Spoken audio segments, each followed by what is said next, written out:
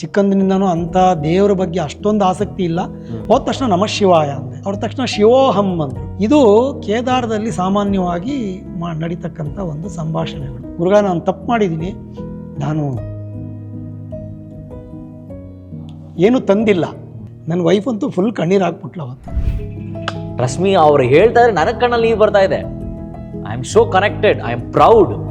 ನನಗೆ ಈ ಗುರುಗಳು ಸಿಕ್ಕಿದ್ರು, ನನ್ನ ಜೀವನದ ಅತ್ಯುನ್ನತವಾದ ಒಂದು ಶಕ್ತಿ ನನಗೆ ಸಿಕ್ಕಿದೆ ಅಂತ ಭಾವನೆ ನನಗೆ ಬಂದ್ಬಿಟ್ಟಿದೆ. ನೋ ಮ್ಯಾಟರ್ ವಾಟ್ ನೀವು ಏನು ಅನ್ಕೋತಿರೋ ಏನ್ಕಂದ್ರೆ ನನಗೆ ಗೊತ್ತಿಲ್ಲ. ಒಟ್ಟಿನಲ್ಲಿ ಈ ಶೋ ನೋಡ್ತಾ ಇದ್ರೆ ನೀವೇನಾದರೂ ಒಂದ್ಸತಿ ವಿಸಿಟ್ ಮಾಡಬೇಕು ಅನ್ಸಿದ್ರೆ ಬನ್ನಿ. ನಿಮ್ಮ ಜೀವನದಲ್ಲಿ ಏನಾದರೂ ಚೇಂಜ್ ಆಗಿಲ್ಲ ನಂಗೆ ಗೊತ್ತಿಲ್ಲಪ್ಪ. ಇದು ನಿಮಗೆ ಸಮರ್ಪಣೆ ಮಾಡ್ತಾ ಇವರೆಲ್ಲರ ಮಾತುಗಳು ಗುರುಗಳ ಪಾದಕ್ಕೆ ಅರ್ಪಿಸ್ತಾ ಇದ್ದೀನಿ ನಾನು. ಭಾಳ ಕಷ್ಟ ಆಗುತ್ತೆ. ಹೌದೌದು. ಏನು ತೆರೆದಿರ ಬರೀ ಖಾಲಿ ಕೈಯಲ್ಲಿ ಬರೋದು ಭಾಳ ಕಷ್ಟ ಆಗುತ್ತೆ. ಆವಾಗ ಅವ್ರು ಹೇಳಿದ್ರು ಕಾಫಿ ಮಾಡೋಕ್ಕೆ ಬರುತ್ತಾ ಅಂದರು. ಹ್ಞೂ ಅಂತಂದೆ. ಇಬ್ಬರು ಗಂಡ ಹೆಂಡತಿ ಹೋಗಿ ಕಾಫಿ ಮಾಡ್ಕೊಂಬನ್ನಿ ಅಂದರು. ನೀನು ಕುಡಿ ಅಂತಂದರು. ಇಲ್ಲ ಗುರುಗಳೇ, ನನ್ನ ಕಾಫಿ ಟೀ ನನಗೆ ಅಭ್ಯಾಸ ಇಲ್ಲ, ಇವಳು ನನ್ನ ವೈಫ್ ಕುಡಿತಾರೆ, ಪ್ರಸಾದ ಇದು ಅಂತಂದರು. ಆವಾಗ ನನಗೆ ತಕ್ಷಣ ನನಗೆ ಎಲ್ಲ ಕನೆಕ್ಟ್ ಆಯಿತು. ಸೊ ಬಾಬಾ ಹೇಳಿದ್ದು ಇದೆಲ್ಲ ಆಗ್ತಿದೆಲ್ಲ ಓಕೆ, ಗುರುಗಳು ಸಿಕ್ಕಿದ್ದಾರೆ ಅಂತ ಅಂದ್ಕೊಂಡು ನನ್ನ ಜೊತೆ ಒಬ್ಬರನ್ನ ಕರ್ಕೊಂಡು ಹೋದೆ. ಒಂದಿನ ನಮ್ಮ ಕಂಪ್ನಿನಲ್ಲಿ ಒಬ್ರು ಇದ್ರು ನನ್ನ ಜೊತೆ ಕೆಲಸ ಮಾಡೋರು. ನಾವು ಬರ್ತೀವಿ ನಡೀರಿ, ಗುರುಗಳ ಬಗ್ಗೆ ಇಷ್ಟೊಂದು ಹೇಳಿದಿರಿ ಕೇಳೋಣ ಅಂತ ಹೋದ ತಕ್ಷಣ ಗುರುಗಳು ಕೂತಿದ್ರು. ಏನು ಬಂದಿ ಅಂತಂದ್ರು. ಹೀಗೆ ನಮ್ಮ ಜೊತೆ ಇನ್ನೊಬ್ರು ಬಂದಿದ್ದಾರೆ ಅಂದೆ. ಓಹೋ, ಇನ್ನೊಬ್ರನ್ನ ಕರ್ಕೊಂಡು ಬಂದಂಗೆ ಆಗ್ಬಿಟ್ಯಾ, ಒಂದು ಕೆಲಸ ಮಾಡೋದು, ಸ್ವಲ್ಪ ಕೊಟ್ಟಿಗೆಯಲ್ಲಿ ಕೆಲಸ ಅದಾವು, ಕೊಟ್ಟಿಗೆ ಕ್ಲೀನ್ ಮಾಡು ಅಂದರು. ಒಂದಂತೂ ಸತ್ಯ, ನೀವೇನಾದರೂ ಆಶ್ರಮಕ್ಕೆ ಹೋದ್ರೆ ಬರ್ದಿಟ್ಕೊಳ್ಳಿ ಈ ಮಾತನ್ನ. ನೀವು ಖಾಲಿ ಕೈಯಲ್ಲಿ ಬರೋದೇ ಇಲ್ಲ, ಖಾಲಿ ಮೈಂಡಲ್ಲೂ ಬರೋದಿಲ್ಲ, ಖಾಲಿ ದೇಹದಲ್ಲೂ ಬರೋದಿಲ್ಲ.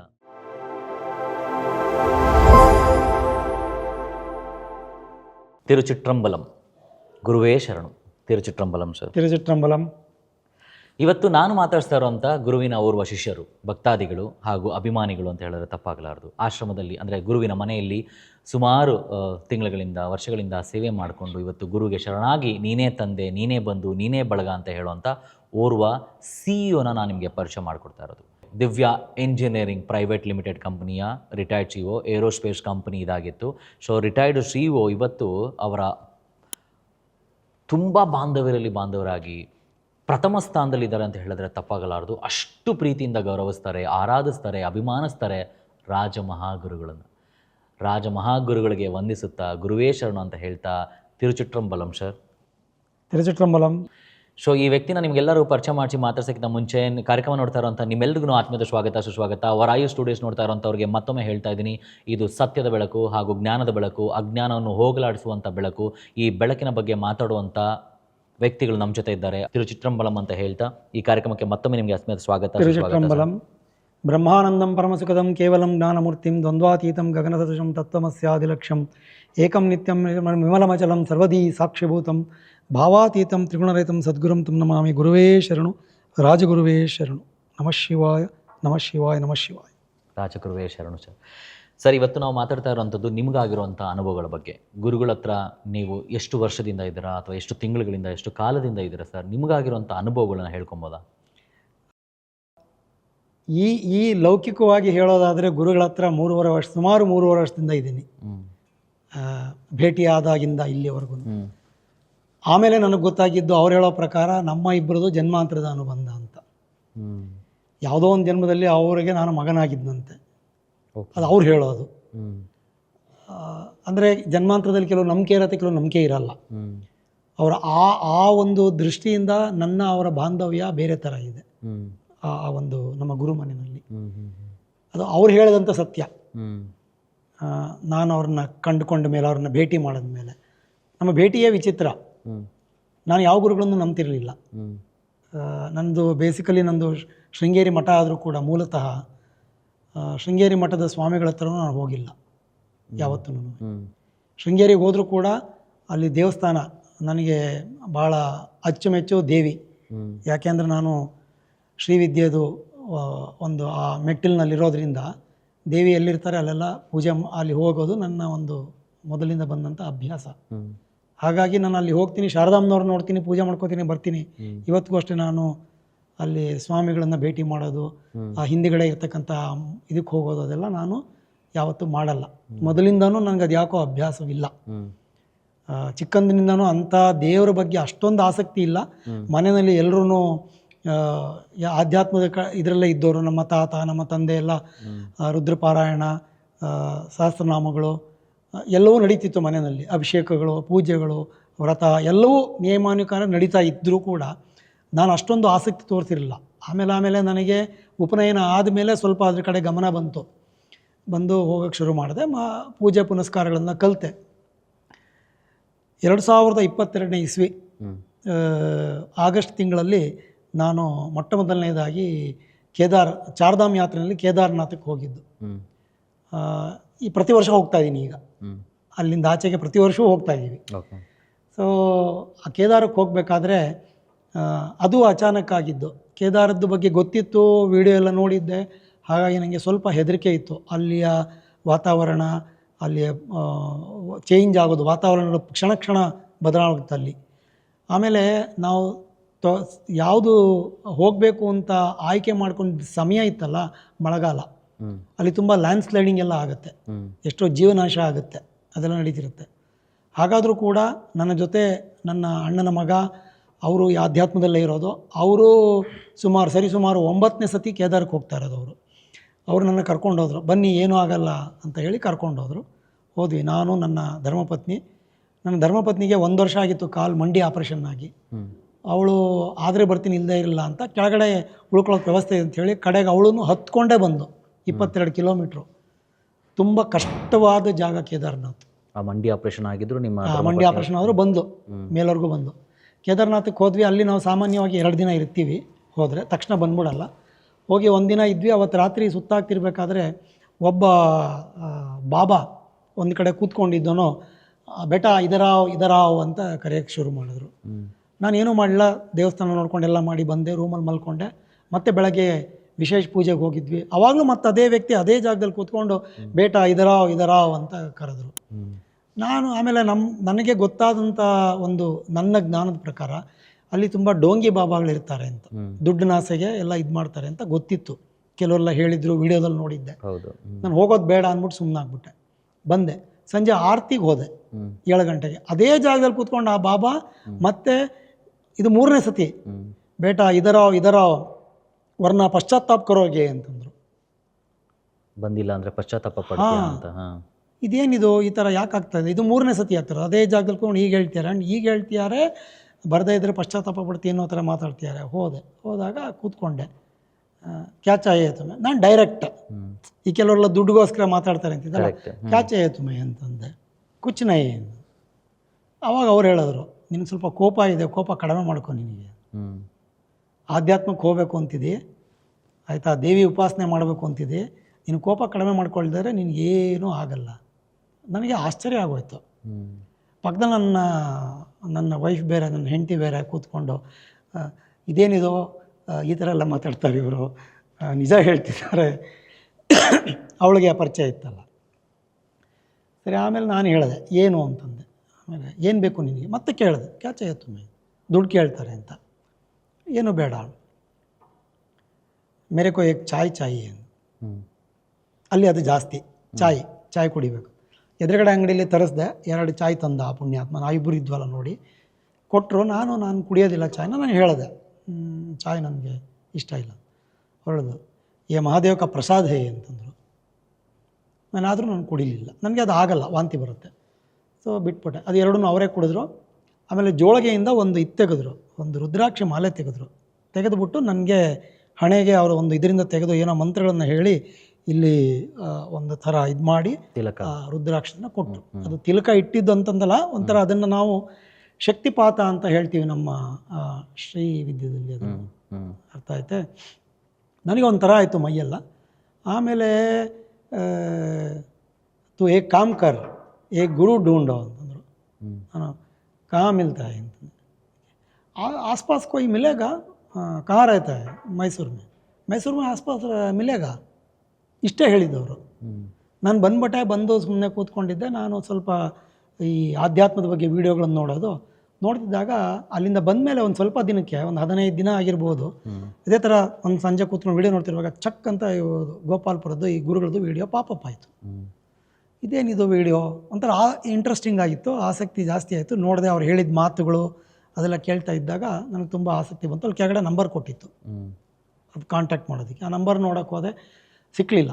ಆಮೇಲೆ ಸುಮ್ಮನೆ ಆಗ್ಬಿಟ್ಟೆ. ಆಮೇಲೆ ಸ್ವಲ್ಪ ದಿನ ಆದರೆ ಮತ್ತೆ ಅದೇ ಬೇರೆ ಅಂದರೆ ಅವ್ರದ್ದೇ ಬೇರೆ ಬೇರೆ ವೀಡಿಯೋಗಳು ಬರೋಕ್ಕೆ ಸ್ಟಾರ್ಟ್ ಆಯಿತು. ನಾನೇನು ಅಂದ್ಕೊಂಡೆ, ಅಯ್ಯೋ ಇದು ಈ ಗೂಗಲಲ್ಲಿ ಹೀಗೆ ನೀವೇನಾರು ಒಂದು ಸರ್ಚ್ ಮಾಡಿದ್ರೆ ಒಂದೆರಡು ಸತಿ ಆಮೇಲೆ ಪದೇ ಪದೇ ಅದೇ ಬರೋಕ್ಕೆ ಸ್ಟಾರ್ಟ್ ಆಗುತ್ತೆ ಹಾಗೆ ಅಂದ್ಕೊಂಡು ಸುಮ್ಮನಿದ್ದೆ. ಸ್ವಲ್ಪ ದಿನ ಬಿಟ್ಟೆ ನಾನು ಬಿಟ್ಬಿಟ್ಟೆ. ಆಮೇಲೆ ನವರಾತ್ರಿಯಲ್ಲಿ ನಾನು ಪೂಜೆ ಅನುಷ್ಠಾನಗಳೆಲ್ಲ ಮಾಡ್ತೀನಿ ದೇವಿದು. ಅದೆಲ್ಲ ಮಾಡ್ತಿರೋವಾಗ ಹಾಗೆ ಅವತ್ತು ಕೂತ್ಕೊಂಡು ನೋಡ್ತಿರ್ಬೇಕಾದ್ರೆ ಮತ್ತೆ ಇದು ಬಂತು ಸಡನ್ನಾಗಿ. ಇದೇನಿದು ಅಂತ ಅಲ್ಲಿಗೆ ಫೋನ್ ಮಾಡಿದೆ. ಅಲ್ಲಿಗೆ ಫೋನ್ ಮಾಡಿದಾಗ ಅಲ್ಲಿ ಒಬ್ಬರು ನಯನ ಅಂತ ಹೇಳಿ ಅವ್ರು ಸಿಕ್ಕಿದ್ರು. ಅವರು ನನಗೆಲ್ಲ ವಿವರಗಳನ್ನು ಹೇಳಿದ್ರು. ನೀವು ಬರಬೇಕಾದ್ರೆ ನಿಮ್ಮ ಇದರಲ್ಲಿ ಬರಬೇಕು, ವೆಹಿಕಲಲ್ಲಿ, ಇಲ್ಲಿಗೆ ಬಸ್ ಇಲ್ಲ ಎಲ್ಲ ಹೇಳಿದ್ರು. ಎಲ್ಲ ಆಯಿತು. ಇದು ನಡೆದಿದ್ದು ಅಕ್ಟೋಬರಲ್ಲಿ ಈ ಒಂದು ಮಾತುಕತೆ. ಅಕ್ಟೋಬರಿಂದ ನಾನು ಹೋಗ್ಬೇಕಂತ ಪ್ರಯತ್ನ ಪಟ್ಟು ಅದು ಆಗ್ತಾ ಇಲ್ಲ. ಏನೋ ಒಂದು ತಡೆ ನಡೀತಾನೆ ಇದೆ.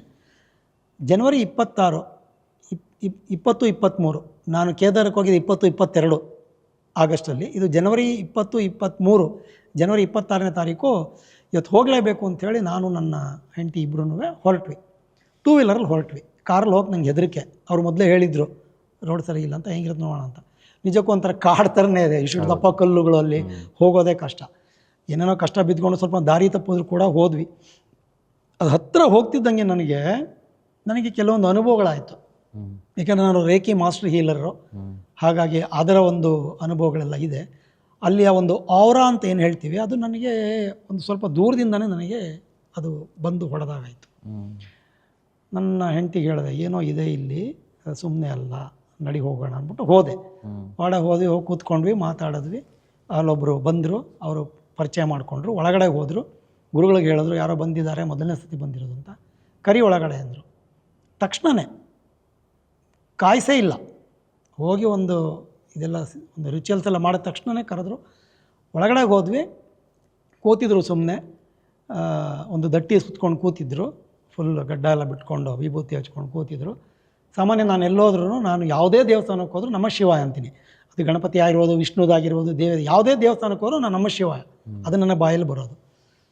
ಹೋದ ತಕ್ಷಣ ನಮಃ ಶಿವಾಯ ಅಂದೆ. ಅವ್ರ ತಕ್ಷಣ ಶಿವೋಹಂ ಅಂದರು. ಇದು ಕೇದಾರದಲ್ಲಿ ಸಾಮಾನ್ಯವಾಗಿ ನಡೀತಕ್ಕಂಥ ಒಂದು ಸಂಭಾಷಣೆಗಳು. ಬಾಬಾಗಳು ಸಿಕ್ತಾಗ ಈ ಶಿವೋಹಂ ಅನ್ನೋ ವರ್ಡ್ ಇದೆಯಲ್ಲ, ಅದು ಅಲ್ಲಿ ಜಾಸ್ತಿ ಯೂಸ್ ಮಾಡ್ತಾರೆ. ನನಗೆ ತಕ್ಷಣ ಕನೆಕ್ಟ್ ಆಯಿತು. ಅಲ್ಲಿ ಕೇದಾರ್ನಾಥಲ್ಲಿ ಆ ಸ್ವಾಮೀಜಿಗಳು ಬೇರೆ ಹಂಗೆ ಅದೇ ಹೇಳಿದ್ರಲ್ಲ, ಅದು ಕನೆಕ್ಟ್ ಆಯಿತು. ಬಂದೆ, ಕೂತ್ಕೊಂಡೆ, ಮಾತಾಡ್ಸೋರು ಎಲ್ಲ ಮಾಡಿದೆ. ನನ್ನ ದುರಾದೃಷ್ಟ, ಅವತ್ತು ನಾನು ಏನೂ ತೊಗೊಂಡು ಹೋಗಿರಲಿಲ್ಲ. ನಾನು ಸಾಮಾನ್ಯ ಆ ಥರ ಹೋಗಲ್ಲ, ದೇವಸ್ಥಾನಕ್ಕೆ ಹೋದಲ್ಲಿ ನಾನು ತೊಗೊಂಡು ಹೋಗ್ತೀನಿ. ಅವತ್ತು ನನಗೇನೂ ಸಿಕ್ಕಲಿಲ್ಲ, ಅಂಗಡಿಗಳೆಲ್ಲ ಬಾಗ್ಲಾಕ್ಬಿಟ್ಟಿತ್ತು. ಹಾಗೆ ಹೋಗಿದ್ವಿ. ಇದೆಲ್ಲ ಆಯಿತು. ಪ್ರಸಾದ ತಿನ್ನೋಣ ಅಂತಂದರು. ಊಟ ಮಾಡ್ಕೊಂಡು ಹೋಗಿದ್ರು ಕೂಡ ಸ್ವಲ್ಪ ಪ್ರಸಾದ ಊಟ ಮಾಡಿದ್ವಿ. ಅದಾದಮೇಲೆ ಎಲ್ಲ ಆಯಿತು. ಹೊರಡ್ತೀರಾ ಅಂತಂದರು, ಯಾತ್ರೆ ಮುಂದುವರಿಸ್ತೀರಾ ಅಂದರು. ಆಯಿತು ಗುರುಗಳೇ. ಆವಾಗ ನಾನು ಹೇಳಿದೆ, ಗುರುಗಳೇ ನಾನು ತಪ್ಪು ಮಾಡಿದ್ದೀನಿ, ನಾನು ಏನೂ ತಂದಿಲ್ಲ ನಿಮಗೆ. ಹಂಗೆ ಅರ್ಥ ಆಗ್ತಿದೆ ನಿಮ್ಮ ಕಣ್ಣಲ್ಲಿ. ಭಾಳ ಕಷ್ಟ ಆಗುತ್ತೆ. ಏನು ತರದಿರ ಬರೀ ಖಾಲಿ ಕೈಯಲ್ಲಿ ಬರೋದು ಭಾಳ ಕಷ್ಟ ಆಗುತ್ತೆ. ನನ್ನ ವೈಫ್ ಅಂತೂ ಫುಲ್ ಕಣ್ಣೀರು ಹಾಕ್ಬಿಟ್ಲು ಅವತ್ತು. ತಂದಿಲ್ಲ, ತುಂಬ ಕಷ್ಟ ಆಗ್ತಿದೆ ನಮಗೆ, ನೀವು ಪ್ರಸಾದ ಎಲ್ಲ ಕೊಟ್ರಿ, ಇಷ್ಟೆಲ್ಲ ಇದು ಮಾಡ್ತಿದ್ದೀರಿ ಅಂತ ಹೇಳೋದು. ಆವಾಗ ಅವ್ರು ಹೇಳಿದ್ರು, ಕಾಫಿ ಮಾಡೋಕ್ಕೆ ಬರುತ್ತಾ ಅಂದರು. ನನಗೆ ಇನ್ನೂ ಒಂಥರ ವಿಚಿತ್ರ ಅನ್ನಿಸ್ತು. ಅಲ್ಲಿ ಅವನು ಟೀ ಕೊಟ್ಟಿದ್ದು, ಅಲ್ಲೆಲ್ಲ ಅಲ್ಲಿ ಕಾಫಿ ಸಿಗಲ್ಲ, ಅಲ್ಲ ಟೀ. ಇಲ್ಲಿ ಇವರು ಕಾಫಿ ಮಾಡೋಕ್ಕೆ ಬರುತ್ತಾ ಅಂತ ಕೇಳಿದ್ರು. ಹ್ಞೂ ಅಂತಂದೆ. ಇಬ್ಬರು ಗಂಡ ಹೆಂಡತಿ ಹೋಗಿ ಕಾಫಿ ಮಾಡ್ಕೊಂಬನ್ನಿ ಅಂದರು. ಸೊ ಕಾಫಿ ಮಾಡ್ಕೊಂಡು ಬಂದೆ. ಅವ್ರು ಕೊಟ್ಬಿಟ್ಟು ಅವರು ಒಂದು ಸ್ವಲ್ಪ ಬಗ್ಗಿಸ್ಬಿಟ್ಟು, ನೀನು ಕುಡಿ ಅಂತಂದರು. ಇಲ್ಲ ಗುರುಗಳೇ, ನನ್ನ ಕಾಫಿ ಟೀ ನನಗೆ ಅಭ್ಯಾಸ ಇಲ್ಲ, ಇವಳು ನನ್ನ ವೈಫ್ ಕುಡಿತಾರೆ ಅಂತಂದೆ. ಸರಿ ಅಂತಂದರು. ಅವ್ರೇನು ಮಾಡಿದ್ರು, ಆಯಿತು ಇದು ಪ್ರಸಾದ ಇದು ಅಂತಂದರು. ಆವಾಗ ನನಗೆ ತಕ್ಷಣ ಎಲ್ಲ ಕನೆಕ್ಟ್ ಆಯಿತು. ಸೊ ಬಾಬಾ ಹೇಳಿದ್ದು ಇದೆಲ್ಲ ಆಗ್ತಿರೋದು, ಈ ಘಟನೆಗಳು ಇದೆಲ್ಲ ಓಕೆ, ಗುರುಗಳು ಸಿಕ್ಕಿದ್ದಾರೆ ಅಂತ ಅಂದ್ಕೊಂಡು ಅಡ್ಡ ಬಿದ್ದು ನಮಸ್ಕಾರ ಮಾಡಿ ನನ್ನ ವೈಫ್ ಕಾಫಿ ಕೊಡಿದ್ಲು.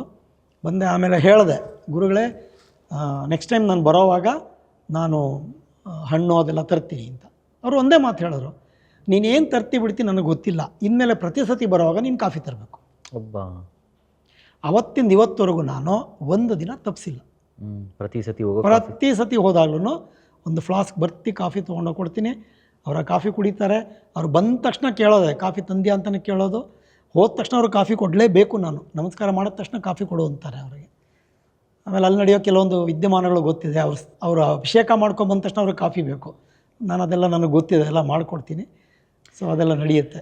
ಒಂದಂತೂ ಸತ್ಯ, ನೀವೇನಾದರೂ ಆಶ್ರಮಕ್ಕೆ ಹೋದರೆ ಬರೆದಿಟ್ಕೊಳ್ಳಿ ಈ ಮಾತನ್ನ, ನೀವು ಖಾಲಿ ಕೈಯಲ್ಲಿ ಬರೋದೇ ಇಲ್ಲ, ಖಾಲಿ ಮೈಂಡಲ್ಲೂ ಬರೋದಿಲ್ಲ, ಖಾಲಿ ದೇಹದಲ್ಲೂ ಬರೋದಿಲ್ಲ. ಯಾಕಂದರೆ ಗುರುಗಳು ಹಾಕಿ ಕೊಡ್ತಾರೆ. ಮಕ್ಕಳಿಗೆ ಬಂದ್ರ ಹಾಲು ಕುಡಿತೀರೇನ್ರು ಅಂತ ನನ್ನ ಮುಂದೆ ಕೇಳಿದಾಗ ಆ ಎಲ್ಲ ಮಕ್ಕಳುಗಳು ಏನೇನು ಬೇಕು ಅಂತ ಕೇಳಿದ್ದು, ಅವರು ಆನ್ಸರ್ ಕೊಟ್ಟಿದ್ದು, ಬಂದಿರೋ ಪ್ರತಿಯೊಬ್ಬರಿಗೂ ಕಾಫಿ, ಟೀ, ತಿಂಡಿ, ಊಟ ಎಲ್ಲವನ್ನು ಮಾಡಿ ಕೊನೆಗೆ ಹೋಗುವಾಗ ಅಕ್ಷಯ ಪಾತ್ರೆಯಲ್ಲಿ ಬರ್ತಾನೆ ಇರುತ್ತಲ್ಲ, ಆ ರೀತಿ ಆ ಗುರು ಮನೆಯಲ್ಲಿ ಎಲ್ಲವೂ ಉಂಟು, ಎಲ್ಲವೂ ಇದೆ. ಆ ಗುರು ಮನೆಯ ಸೇವೆ ಮಾಡ್ತಾ ಇರೋಂಥ ಮಹನೀಯರನ್ನ ಕೂರಿಸ್ಕೊಂಡು ನಾನು ಮಾತಾಡ್ತಾ ಇದ್ದೀನಿ.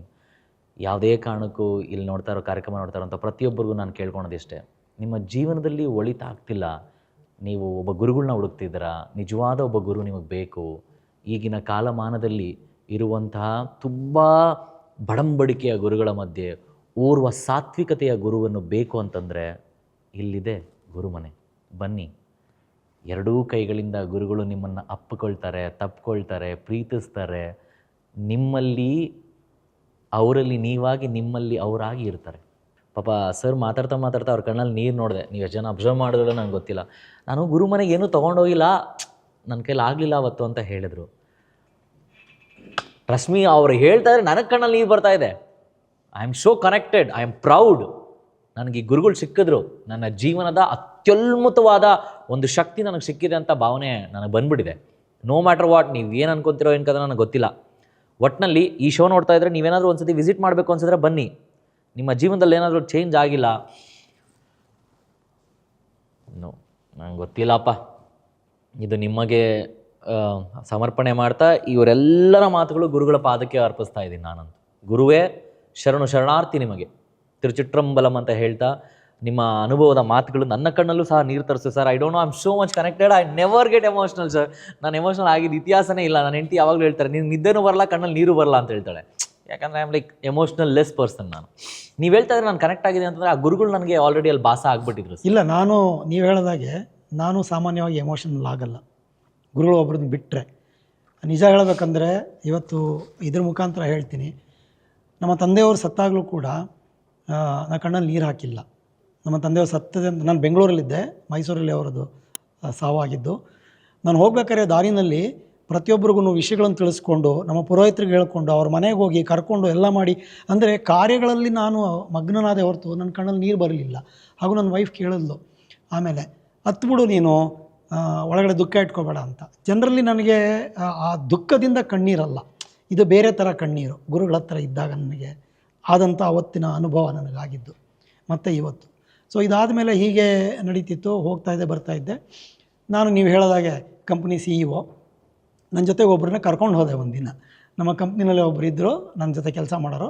ನಾವು ಬರ್ತೀವಿ ನಡೀರಿ, ಗುರುಗಳ ಬಗ್ಗೆ ಇಷ್ಟೊಂದು ಹೇಳಿದಿರಿ ಕೇಳೋಣ ಅಂತ ಹೋದಾಗ ಅಷ್ಟರೊಳಗಾಲೇ ಒಂದು 2 ತಿಂಗಳು ಆಗಿತ್ತು ಭೇಟಿ ಆಗಿ, ಸುಮಾರು ಸತಿ ಭೇಟಿ ಆಗಿತ್ತು. ಹೋದ ತಕ್ಷಣ ಗುರುಗಳು ಕೂತಿದ್ದವರು ಬಂದರು. ಏನು ಬಂದಿ ಅಂತಂದರು, ಹೀಗೆ ನಮ್ಮ ಜೊತೆ ಇನ್ನೊಬ್ರು ಬಂದ್ಯಾರೆ ಅಂದೆ. ಓಹೋ, ಇನ್ನೊಬ್ರನ್ನ ಕರ್ಕೊಂಡು ಬಂದಂಗೆ ಆಗ್ಬಿಟ್ಯಾ, ಒಂದು ಕೆಲಸ ಮಾಡಲ್ಲ, ಸ್ವಲ್ಪ ಕೊಟ್ಟಿಗೆಯಲ್ಲಿ ಕೆಲಸ ಇದಾವೆ, ಕೊಟ್ಟಿಗೆ ಕ್ಲೀನ್ ಮಾಡು ಅಂದರು. ಸೊ ಹೋದೆ, ನಾನು ಹೋಗಿ ಅಲ್ಲೊಬ್ರು ಗೋಕುಲಣ್ಣ ಅಂತಿದ್ದಾರೆ, ನಾನು ಅವರು ಕರ್ಕೊಂಡೋದ್ರು. ಅಲ್ಲಿ ಕೊಟ್ಟಿಗೆಲೆಲ್ಲ ಅದೆಲ್ಲ ಕ್ಲೀನ್ ಮಾಡಿ, ಅದಕ್ಕೆ ನೀರೆಲ್ಲ ಹೊಡೆದು ಎಲ್ಲ ಮಾಡಿ ಕ್ಲೀನ್ ಮಾಡಿ ಎಲ್ಲ ಮಾಡ್ಕೊಂಡು ಬಂದೆ. ನನ್ನ ಜೊತೆಲಿ ಬಂದಿದ್ದವ್ರಿಗೆ ಆಶ್ಚರ್ಯ, ಸರ್ ಏನು ಸರ್ ನೀವು ಕಂಪ್ನೀಲಿ ಆಗಿರ್ತೀರಿ, ಇಲ್ಲಿ ಈ ಥರ ಅಂತ ನಾನು ಹೇಳಿದೆ.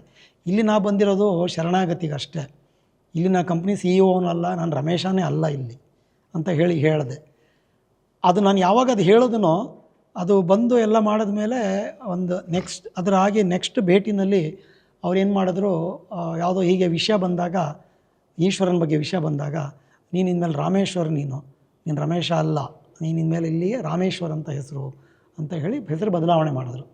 ಈ ಸಾಮಾನ್ಯವಾಗಿ ಶ್ರೀವಿದ್ಯೆಯಲ್ಲಿ ಅದು ನಡೆಯುತ್ತೆ. ಈ ಪಥದಲ್ಲಿ ಹೋಗೋರಿಗೆ ಅವರ ಗುರುಗಳು ಅವರ ಹೆಸರನ್ನು ಬದಲಾವಣೆ ಮಾಡ್ತಾರೆ. ಸೊ ಹಾಗಾಗ್ತಿತ್ತು. ಶ್ರೀವಿದ್ಯದ ಬಗ್ಗೆ ಸ್ವಲ್ಪ ಗೊತ್ತಿತ್ತು, ಕೇಳಿದೆ ಗುರುಗಳಿಗೆ. ಹೀಗೆ ಮಾತಾಡ್ತಿರ್ಬೇಕಾರೆ, ನೀ ಏನೋ ಕೇಳಕ್ಕೆ ಬಂದಿದ್ದಿ, ಕೇಳೋ ಅಂತ ಬಲವಂತ ಮಾಡಿದ್ರು. ಶ್ರೀವಿದ್ಯದ ಬಗ್ಗೆ ಕೇಳಬೇಕು ಅಂದೆ. ಅದಕ್ಕೆ ಅವ್ರು ಹೇಳಿದ್ರು, ಶ್ರೀವಿದ್ಯದ ಬಗ್ಗೆ ಏನು ತಿಳ್ಕೊಳ್ತಿ, ನಿನ್ನ ಬಗ್ಗೆ ನೀ ತಿಳ್ಕೊ ಅಂದರು. ನನಗೆ ಆವಾಗ ಲಲಿತಾ ಸಹಸ್ರನಾಮದಲ್ಲಿ ಬರುತ್ತೆ ಆತ್ಮವಿದ್ಯಾ ಶ್ರೀವಿದ್ಯಾ ಅಂತ ಬರುತ್ತೆ, ಅದನ್ನು ಹಾಗೆ ಹೇಳ್ತೀವಿ. ಸೊ ಆತ್ಮವಿದ್ಯಾ ತೊಗೊಂಡ್ರೆ ಶ್ರೀವಿದ್ಯಾ ಗೊತ್ತಾಗುತ್ತೆ ಅಂತ ಹೇಳಿ. ಇನ್ನೂ ಒಂದು ಬರುತ್ತೆ ಅಂತರ್ಮುಖ ಸಮಾರಾಧ್ಯ ಬಹಿರ್ಮುಖ ಸುದುರ್ಲಭ ಅಂತಲೂ ಬರುತ್ತೆ ಅದರಲ್ಲಿ ಲಲಿತಾ ಸಹಸ್ರನಾಮದಲ್ಲಿ. ಅಂದರೆ ನೀನು ನಿನ್ನ ಒಳಗಡೆ ಹುಡುಕು, ಹೊರಗಡೆ ಹುಡುಕ್ರೆ ನಿಂಗೆ ಸಿಗೋದಿಲ್ಲ ಅಂತ ಹೇಳ್ಬಿಟ್ಟಿದ್ದಾರೆ ಕ್ಲಿಯರಾಗಿ. ವಾಗ್ದೇವತೆಗಳೇ ಆ ಲಲಿತಾ ಸಹಸ್ರನಾಮನ ಮಾಡಿರೋದು, ಬೇರೆ ಯಾರೂ ಅಲ್ಲ. ಬೇರೆ ಸಹಸ್ರನಾಮಗಳು ಬೇರೆ ಪುರಾಣದಲ್ಲಿ ಬರುತ್ತೆ, ಲಲಿತಾ ಸಹಸ್ರನಾಮನ ವಾಗ್ದೇವತೆಗಳೇ ಮಾಡಿರೋದ್ರಿಂದ ಅದಕ್ಕೆ ಅದನ್ನು ಅಷ್ಟೊಂದು ಪವರ್ಫುಲ್ ಆಗಿರೋದು. ಅವರೇ ಕ್ಲಿಯರಾಗಿ ಹೇಳ್ಬಿಟ್ಟಿದ್ದಾರೆ, ಅಂತರ್ಮುಖ ಸಮಾರಾಧ್ಯ ಬಹಿರ್ಮುಖ ಸುದುರ್ಲಭ, ನಿನಗೆ ಸಿಗಲ್ಲ, ಒಳಗಡೆ ಹುಡುಕು ಅಂತ ಗುರುಗಳು ಅದು ಹೇಳಿದಾಗ ನಾನು ಆವಾಗ ಒಳಗಡೆ ಎಳೆಯೋಕ್ಕೆ ಪ್ರಯತ್ನಪಟ್ಟು ಈ ಶ್ರೀವಿದ್ಯೆಯಲ್ಲಿ ಏನೋ ಒಂದು ಸ್ವಲ್ಪ ಮಾಡ್ಕೊಂಡು ಹೋಗ್ತಾಯಿದ್ದೀನಿ. ಇತ್ತೀಚೆಗೆ ಏನೋ ಒಂದು ಈ ಥರ ಸಂದರ್ಭ ಬಂದಾಗ ಗುರುಗಳು ಒಂದೇ ಮಾತು ಹೇಳಿದ್ರು, ಶ್ರೀವಿದ್ಯೆ ಆಗಲೇ ಒಲ್ದಿದೆ ಕಣ, ಇನ್ನೇನು ನೀನು ಯೋಚನೆ ಮಾಡಬೇಡ, ನಿನ್ನ ಪಾಡಿಗೆ ನೀನು ಏನು ಸಿಗುತ್ತೆ ಅದನ್ನು ಮಾಡ್ಕೊಂಡು ಹೋಗು ಅಂತ ಅದನ್ನು ಮಾಡ್ಕೊಂಡು ಹೋಗ್ತಾಯಿದ್ದೀನಿ. ಅದೇ ಥರ ಗುರುಗಳು ತಾಯಿ ಇಬ್ಬರೂ ಕೂಡ ದಿನಾ ನಮ್ಮ ಮನೆಗೆ ಬರ್ತಾರೆ, ಒಂದು ಹಸು ರೂಪದಲ್ಲಿ ಬರ್ತಾರೆ. ಡೈಲಿ ನಾ ಪೂಜೆ ಎಷ್ಟೊತ್ತಿಗೆ ಮಾಡಲಿ, ನನ್ನ ಪೂಜೆ ಟೈಮಿಂಗ್ಸ್ ವ್ಯತ್ಯಾಸಗಳಿರುತ್ತೆ. ಬೆಳಗ್ಗೆ 7 ಗಂಟೆಗೆ ಮಾಡ್ತೀನಿ, 9:30 ಮಾಡ್ತೀನಿ, 10 ಗಂಟೆ ಮಾಡ್ತೀನಿ, ದಸರಾ ಟೈಮಲ್ಲಿ 12 ಗಂಟೆ ಆಗುತ್ತೆ. ಸೊ ಆ ಪೂಜೆ ಮಾಡೋ ಟೈಮ್ಗೆ ಒಂದು ಸ್ಪೆಸಿಫಿಕ್ ಹಸು ಇದೆ, ಆ ಹಸು ಡೈಲಿ ಬರುತ್ತೆ. ಅದು ಅದೇ ಕೊಂಬಲ್ಲಿ ಇದನ್ನು ತೆಕ್ಕೊಂಡು ಬರುತ್ತೆ. ಎಲ್ಲರಿಗೂ ಆಶ್ಚರ್ಯ ಅದನ್ನು ನೋಡಿ. ನೀಟಾಗಿ ಚಿಲ್ಕ ತೆಗೊಂಡು ಒಳಗಡೆ ಬರುತ್ತೆ, ಒಳಗಡೆ ಬಂದು ನಿಂತ್ಕೊಳ್ಳುತ್ತೆ. ನಾವು ಹೋಗಿ ಕುಂಕುಮ ಎಲ್ಲ ಹಚ್ಚಿ ನನ್ನ ಹೆಂಡತಿ ಅದಕ್ಕೆ ಪ್ರಸಾದ ಕೊಡ್ತಾಳೆ, ತಿನ್ಕೊಂಡು ಅದು ಹಾಗೆ ಹಿಂದಕ್ಕೆ ಹೋಗುತ್ತೆ ನಿಧಾನಕ್ಕೆ ರಿವರ್ಸಲ್ಲಿ, ಆ ಕಡೆ ಏನೂ ಟಚ್ ಮಾಡಲ್ಲ. ಅದು ಎಷ್ಟು ಸ್ಪೆಷಲ್ ಅಂತ ನನಗೆ ಅರ್ಥ ಆಗಿದ್ದು ಹೇಗೆಂದರೆ, ಆ ಹಸುಗೆ ನಮಗೆ ಮೊದಲು ನಮಗೆ ಗೊತ್ತಿರಲಿಲ್ಲ, ಬೇರೆ ಹಸು ಯಾವ್ದಾದ್ರು ತಿಂದಿದ್ದು ಪಾತ್ರೆನಲ್ಲಿ ಅದಿಟ್ಟರೆ ತಿನ್ನೋದಿಲ್ಲ, ಅದು ಮೂಸ್ ನೋಡಿ ವಾಪಸ್ ಹೋಗ್ಬಿಡೋದು. ನನಗೆ ಅದನ್ನು ಅರ್ಥ ಮಾಡ್ಕೊಳ್ಳೋಕ್ಕೆ ನನಗೆ ಇದೆ ಸ್ವಲ್ಪ ದಿನ ಹಿಡೀತು. ಆಮೇಲೆ 1-2 ದಿನ ಗೊತ್ತಾಯಿತು, ಓಹೋ ಇದು ಕ್ಲೀನಾಗಿದ್ದರೆ ತಿನ್ನುತ್ತೆ, ಯಾವ್ದಾದ್ರು ಬೇರೆ ತಿಂದರೆ ತಿನ್ನೋದಿಲ್ಲ. ಆವಾಗ ಈಗೇನು ಮಾಡ್ತೀವಿ ನಾವು, ಅದನ್ನು ವಾಶ್ ಮಾಡಿ ಇಡ್ತೀವಿ, ತಿನ್ನುತ್ತೆ. ನೀರು ಅಷ್ಟೇ, ನಾವು ಹೊರಗಡೆ ಪಶುಗಳಿಗೆ ಅಂತ ಒಂದು ದೊಡ್ಡ ಟಂಬ್ಲರಲ್ಲಿ ನೀರಿಟ್ಟಿದ್ದೀವಿ, ಅದೇನು ಮಾಡೋರು ಆ ನೀರು ಕುಡಿಯೋಲ್ಲ, ಅದು ಚಿಲ್ಕ ತಗೊಂಬಂದು ಒಳಗಡೆ ಇರೋ ನೀರು ಕುಡಿಯುತ್ತೆ. ನಾನು ಗುರುಗಳು ಒಂದಿನ ಇದನ್ನು ಹೇಳಿದೆ, ಅವ್ರು ನಕ್ಬಿಟ್ರು, ನಾನೇ ಬರ್ತೀನಿ ಕಣೋ ದಿನನೂ ಅಂತ ಹೇಳ್ಬಿಟ್ಟು ನಕ್ಬಿಟ್ರು ಸುಮ್ಮನೆ, ಅಷ್ಟೇ, ಇನ್ನೇನು ಮಾತಾಡಲಿಲ್ಲ. ಹಸುವಿನ ರೂಪದಲ್ಲಿ ಬರ್ತದೆ. ಹಾಂ, ನಾವು ಹಾಗೆ ಅಂದ್ಕೊಂಡ್ಬಿಟ್ಟಿದ್ದೀವಿ. ಆಮೇಲೆ ನಿಮ್ಮೆಲ್ಲರಿಗೂ ಇನ್ನೊಂದು ವಿಚಾರ ಹೇಳಲೇಬೇಕು. ನೀವು ಗುರುಮನೆಗೆ ಹೋದಾಗ ಅಲ್ಲೊಂದಷ್ಟು ಶ್ವಾನಗಳಿದೆ. ಆ ಶ್ವಾನಗಳ ಇನ್ನೊಂದು ಒಂದು ಭಕ್ತಿ ಏನು ಗೊತ್ತಾ, ಪೂಜೆ ಮಾಡುವ ಸಮಯಕ್ಕೆ ಅಲ್ಲಿ ಶಂಖ ಊದ್ತಾ ಇದ್ದರೆ ಇಲ್ಲಿ ಶ್ವಾನಗಳು ಶಿವನನ್ನು ಕರೀತಾ ಇರುತ್ತೆ, ಓ ಅಂತ ಇರುತ್ತೆ. ಅದನ್ನು ನೋಡಿದ್ರೆ ಕೆಲವರಿಗೆ ಭಯ ಆಗುತ್ತೆ, ಕೆಲವ್ರಿಗೆ ಆಶ್ಚರ್ಯ ಆಗುತ್ತೆ. ಶ್ವಾನಗಳಿಗೂ ಗೊತ್ತಾಗಿದೆ ಅಲ್ಲಿರುವ ಶಕ್ತಿ ಏನು ಅಂತ.